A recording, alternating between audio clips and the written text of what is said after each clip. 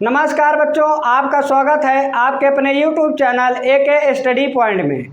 बच्चों, आज इस क्लास में हम लेंस द्वारा प्रतिबिंब बनने के नियम को जानेंगे, समझेंगे और यहाँ पे हम ये जानेंगे कि प्रतिबिंब बनाने के कितने नियम होते हैं, उन नियमों में से हम कितने नियम का उपयोग करके प्रतिबिंब को बना सकते हैं। तो बच्चों, आज इन सभी चीज़ों को हम बहुत ही अच्छे से समझेंगे। उसके बाद हम आने वाली क्लास में आपको लेंस द्वारा प्रतिबिंब बनाना सिखाएंगे, कितनी स्थितियों में बनता है, उन सभी चीज़ों को हम बहुत ही अच्छे से समझेंगे।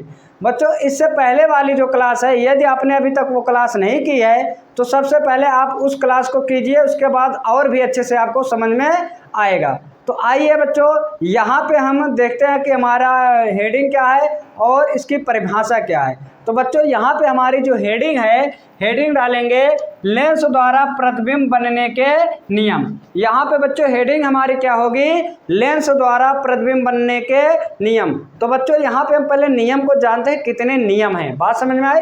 यहाँ पे हम देखेंगे परिभाषा, लेंस द्वारा प्रतिबिंब बनाने के लिए 3 नियम हैं। कितने नियम हैं बच्चों? 3 नियम हैं। लेंस द्वारा प्रतिबिंब बनाने के लिए कितने हैं? 3 नियम हैं।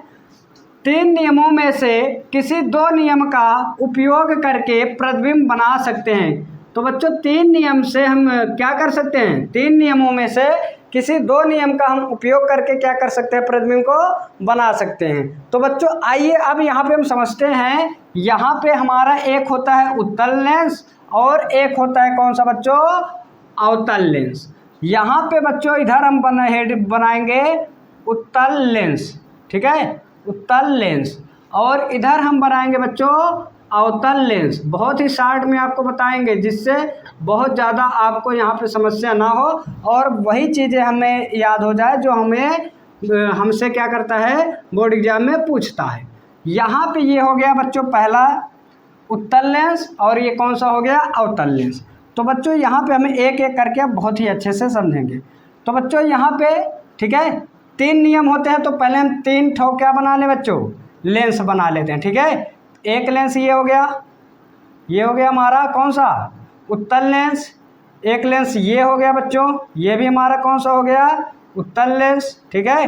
क्योंकि बच्चों कितने नियम होते हैं?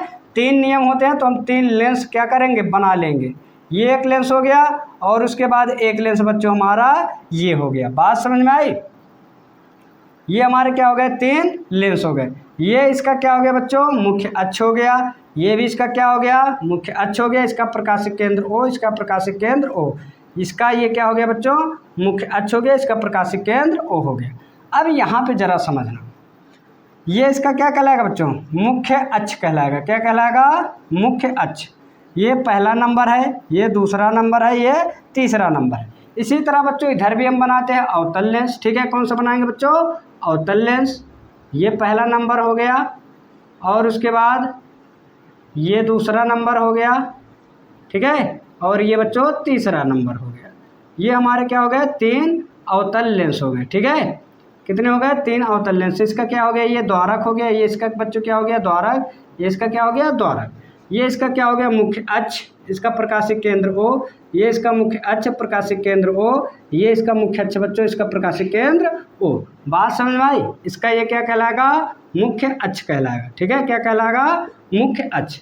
अब यहाँ पे बच्चों जरा समझना, जब प्रकाश किरण मुख्य अक्ष के समांतर आएगी, कैसे आएगी? समांतर। किस लेंस में? उत्तल लेंस में। अब ये अपवर्तन के बाद द्वितीय फोकस F2 से होके क्या करेगी? गुजरेगी। बात समझ आई? पहली नियम जो है, पहला जो नियम है, इसमें क्या हो रहा है? प्रकाश किरण मुख्य अक्ष के समांतर आ रही है, तो अपवर्तन के बाद द्वितीय फोकस F2 से होके क्या कर रही है? गुजर रही है। तो इसमें देखो बच्चों, इस अवतल लेंस में क्या होगा? इसमें प्रकाश किरण मुख्य अक्ष के समांतर आएगा, लेकिन ये लेंस क्या करेगा? इस प्रकाश किरण को क्या करेगा? फैला देगा। बात समझ में आए? ये हमें किससे जाती हुई प्रतीत होगी? द्वितीय फोकस F2 से जाती हुई प्रतीत होगी। इन्हीं नियमों को बच्चों याद रखना।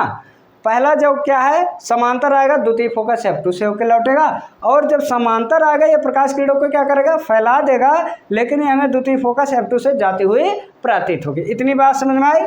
अब जो दूसरा नियम है बच्चों जरा समझना, इधर ये क्या होता है F1 होता है, इधर इसका क्या होगा बच्चों F1 होगा। बात समझ आए। इधर इसका बच्चों क्या होता है बच्चों, इस साइड में इसका F1 होता है, ठीक है। इधर क्या होता है इसका F1 होता है, इधर भी इसका क्या होगा ये F1, और इधर ये क्या है बच्चों F2 है, ठीक है। क्या है F2, इधर ये क्या है बच्चों F2। बात समझ में आए। अब जरा समझना दूसरा नियम जो है, प्रकाश किरण जब प्रथम फोकस F1 से आपतित होगा तो लेंस से अपवर्तन के बाद द्वितीय फोकस F2 से लेंस से अपवर्तन के बाद ये क्या हो जाएगा बच्चों, मुख्य अक्ष के समांतर हो जाएगा। बात समझ आए।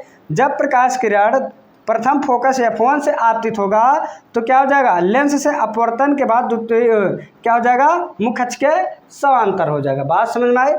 इसी तरह इसमें होगा बच्चों, इसमें क्या होगा बच्चों, इसमें तिरछा ये आपतित होगा, ठीक है। अब ये अपवर्तन के बाद ये मुख्य अक्ष के क्या हो जाएगा बच्चों, समांतर हो जाएगा। लेकिन ये हमें किससे जाता हुआ प्रतीत होगा बच्चों, प्रथम फोकस F1 से क्या होगा, ये जाता हुआ प्रतीत होगा। इतनी बात समझ आए, दोनों नियम समझ में आए। अब बच्चों तीसरा नियम समझो।